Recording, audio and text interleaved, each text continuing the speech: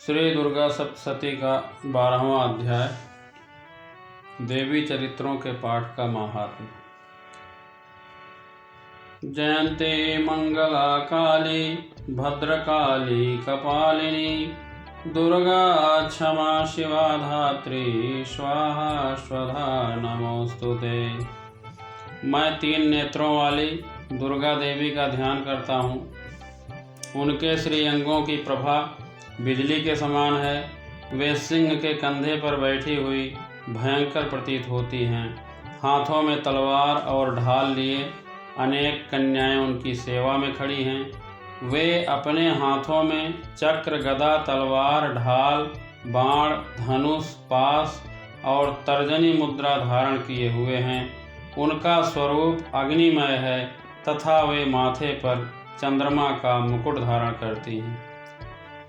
देवी जी बोली, देवताओं, जो एकाग्रचित्त होकर प्रतिदिन इन स्तुतियों से मेरा स्तवन करेगा, उसकी सारी बाधा मैं निश्चय ही दूर कर दूंगी। जो मधुकैटभ का नाश, महिषासुर का वध तथा शुंभ निशुंभ के संहार के प्रसंग का पाठ करेंगे तथा अष्टमी, चतुर्दशी और नवमी को भी जो एकाग्रचित्त हो भक्ति पूर्वक मेरे उत्तम महात्म्य का श्रवण करेंगे, उन्हें कोई पाप नहीं छू सकेगा।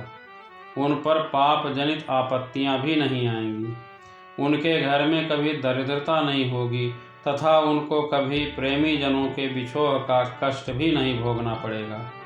इतना ही नहीं, उन्हें शत्रु से, लुटेरों से, राजा से, शस्त्र से, अग्नि से तथा जल की राशि से भी कभी भय नहीं होगा।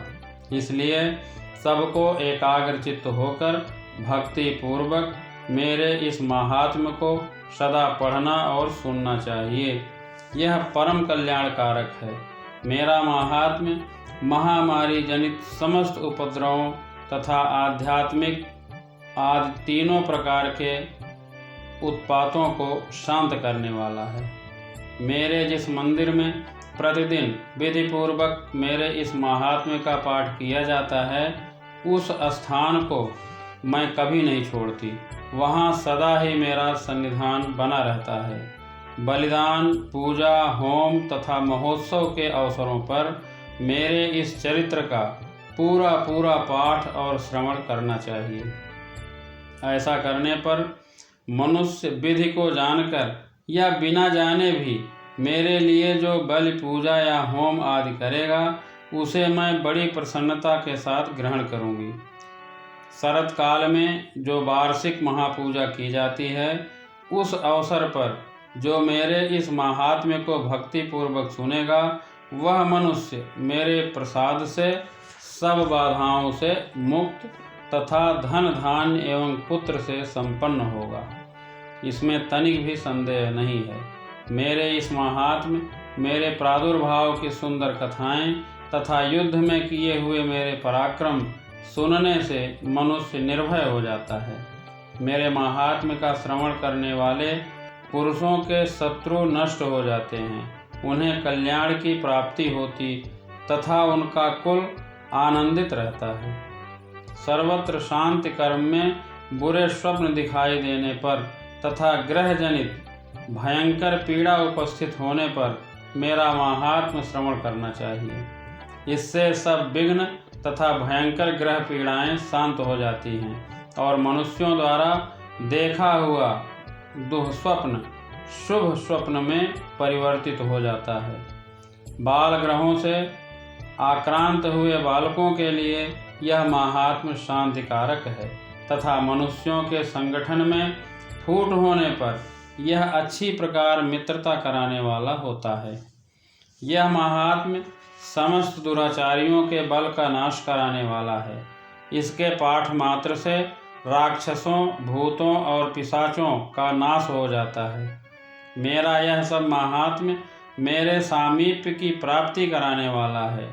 सम्यक प्रकार पुष्प, अर्घ्य, धूप, दीप, गंध आदि उत्तम सामग्रियों द्वारा पूजन करने से, ब्राह्मणों को भोजन कराने से, होम करने से, प्रतिदिन अभिषेक करने से, नाना प्रकार के अन्य भोगों का अर्पण करने से तथा दान देने आदि से 1 वर्ष जो मेरी आराधना की जाती है और उससे मुझे जितनी प्रसन्नता होती है उतनी प्रसन्नता मेरे इस उत्तम चरित्र का एक बार श्रवण करने मात्र से हो जाती है। यह महात्म्य श्रवण करने पर पापों को हर लेता और आरोग्य प्रदान करता है। मेरे प्रादुर्भाव का कीर्तन समस्त भूतों से रक्षा करता है तथा मेरा युद्ध विषयक चरित्र दुष्ट दैत्यों का संहार कराने वाला है। इसके श्रवण करने पर मनुष्यों को शत्रु का भय नहीं रहता। देवताओं, तुमने और ब्रह्मर्षियों ने जो मेरी स्तुतियाँ की हैं तथा ब्रह्मा जी ने जो स्तुतियाँ की हैं वे सभी कल्याणमयी बुद्धि प्रदान करती हैं।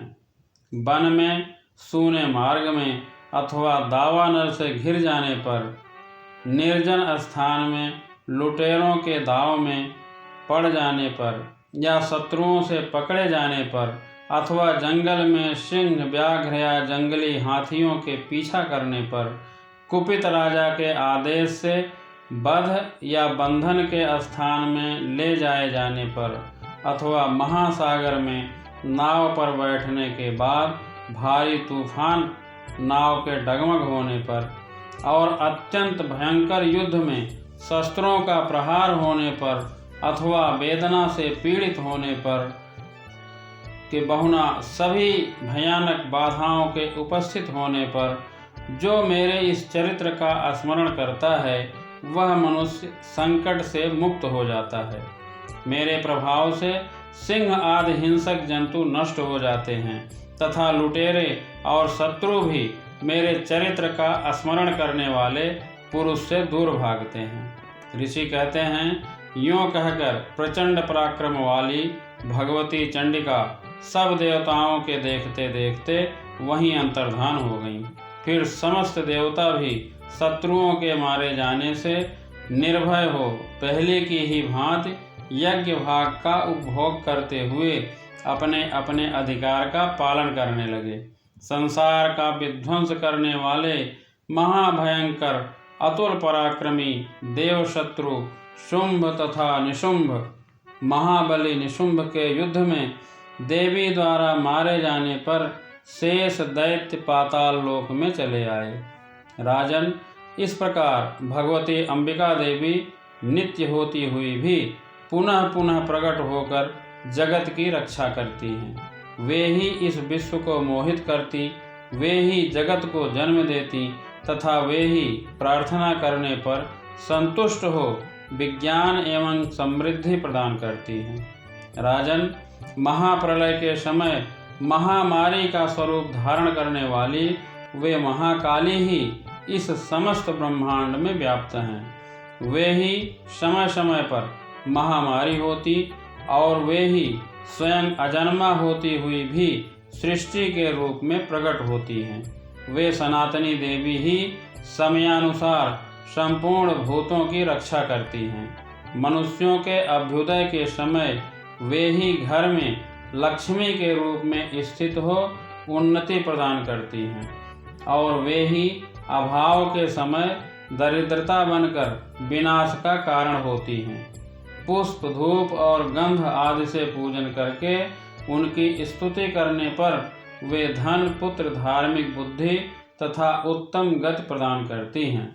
इस प्रकार श्री मार्कंडेय पुराण में सावर्णिक मनमंत्र की कथा के अंतर्गत देवी महात्म्य में फल स्तुति नामक 12वां अध्याय पूरा हुआ। जय माता दी।